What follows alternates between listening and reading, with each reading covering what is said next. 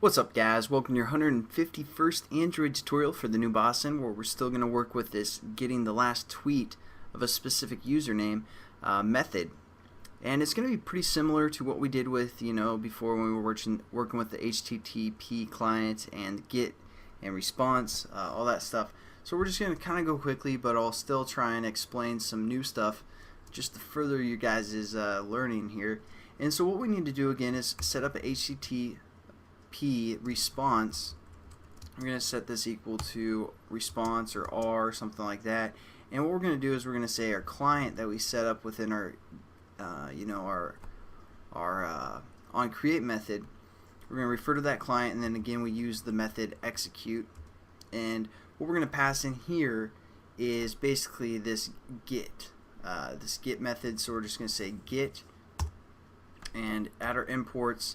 Now what we want to do is we want to check if it cleared, so we're going to set up an int called status returned, or status is fine, and we're going to set this equal to our response, which is our dot get status line dot get status code, and that's going to return a number for us, obviously since it's an int. But let's just take a look at it. I pulled this up, it's the Java doc, and for this get status code that we just use, if it returns like 200, that means it's a success. 100 is just informational, 300 is redirect, 400 error, and 500 service error. So what we want is actually the 200 if it's successful. So what we're going to do is we're going to set up an if statement. If our status is equal to 200, then we're going to set up a HTTP entity called E, and we're going to call this our r.get entity. Again, nothing too new there. We're also going to set up a string, and we're going to call this data. We're going to set this equal to entity utilities dot to string, and we're going to pass in our entity, which we call the E, and that's just basically going to create some data returning the string of our entity. We need to set up a JSON array and a JSON object that we're going to return. So again, we're just going to say JSONarray, and we're going to call this timeline, and we're going to set this equal to a new JSON array passing in our data, and that's going to create a JSON array for us. And then what we need to do is set up a JSON object.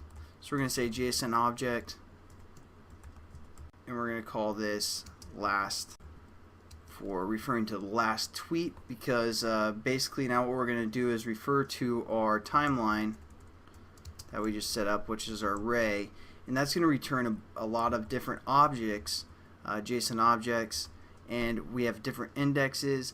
And basically the first or the 0 index is going to be the most recent tweet, like the next one's going to be second to most recent, etc.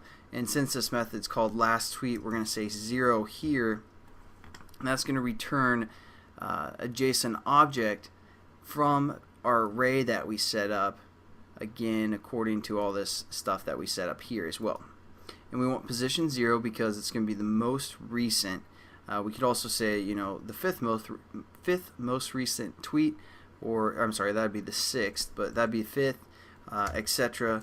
But we want the most recent tweet, which is 0. Then all we're going to do is return again our JSON object, so we're going to return last. So there we go. We also need to return if this status is not equal to 200, if we got some sort of an error. So we're going to say else return null. And we can also set up like a toast or something, toast dot make text referring to our HTTP example class dot this error some sort, duration toast dot set length to be short, and then we know we have some sort of an error, or we're hitting this else statement here. So there we go, we're returning again a JSON object, And that's pretty much it for this tutorial. In the next tutorial, we're going to finish up this little application, and probably after that I'll show you guys a little bit more information of everything that we did. So I'll catch you guys then, and I hope you have a good one. Peace.